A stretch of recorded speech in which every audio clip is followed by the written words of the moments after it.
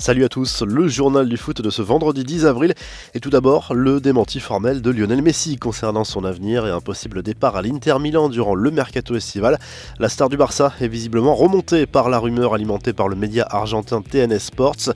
Il n'a pas hésité à parler de fake news sur son profil Instagram pour décrédibiliser le média et mettre fin aux plus folles spéculations. Ce n'est pas forcément dans les habitudes de Messi de répondre à ce genre de rumeurs, mais celle-ci se faisait probablement trop insistante à ses yeux, visiblement remontée. Il en a profité pour revenir sur une autre rumeur, une possible arrivée dans le club argentin de Newell's, et ne s'est pas arrêté là, alors que le même média parlait d'une possible somme versée par Messi à Ronaldinho, sorti de prison cette semaine. L'Argentin parle de mensonges, heureusement personne ne les croit, conclut le joueur du club catalan dans son message. Les autres rumeurs du mercato, et celle-ci va faire beaucoup de bruit. Selon la presse espagnole, le PSG envisagerait de faire venir Zinedine Zidane à l'issue de son contrat avec le Real Madrid en 2022.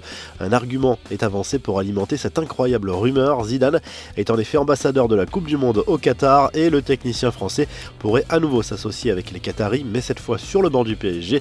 Selon la presse italienne, l'ailier français Ousmane Dembélé intéresse fortement deux clubs italiens, à savoir la Juventus Turin et l'Inter Milan. Le champion du monde a accumulé les blessures depuis son arrivée au FC Barcelone et pourrait avoir des envies d'ailleurs pour se relancer. Le média The Athletic affirme de son côté que Manchester United est bien placé pour attirer l'ailier du Borussia Dortmund, Jadon Sancho, l'attaquant anglais présenté récemment comme le joueur de moins de 21 ans dont la cote est la plus élevée au monde va quoi qu'il arrive rapporter très gros au BVB. Le Real Madrid prépare aussi son mercato et l'anglais Harry Kane reste clairement dans son viseur, sous contrat jusqu'en 2024 avec Tottenham. Le capitaine de la sélection anglaise a récemment entretenu le flou autour de son avenir.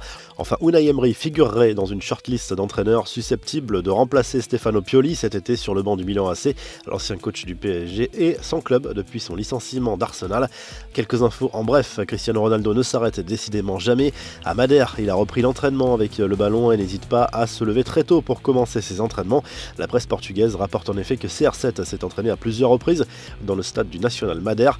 L'attaquant de la Juve pourrait rentrer à Turin la semaine prochaine et subir 2 semaines en quarantaine selon les règles en vigueur en Italie. Selon le quotidien catalan La Vanguardia, 6 membres du conseil d'administration du FC Barcelone ont présenté leur démission. Le président Josep Maria Bartomeu semble de plus en plus isolé.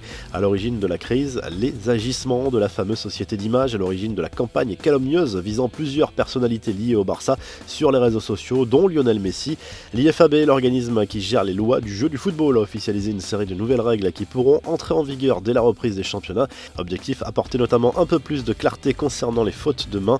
Un autre thème a été abordé, celui du placement des gardiens sur les pénaltys.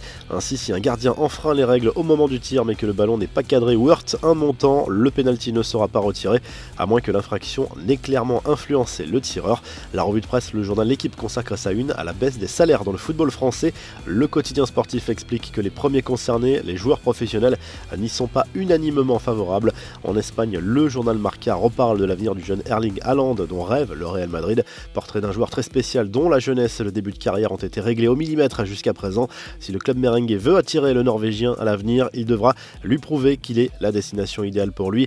AS évoque le mercato estival avec un coup de projecteur sur tous ces joueurs en fin de contrat qui peuvent représenter de très bonnes affaires. C'est le cas des Parisiens Cavani, Meunier et Thiago Silva. Enfin, Tuttosport évoque à la fois le quotidien de CR7 qui maintient une très grande forme au Portugal, mais aussi le démenti formel de Lionel Messi au sujet d'un possible transfert à l'Inter Milan. On se quitte avec cette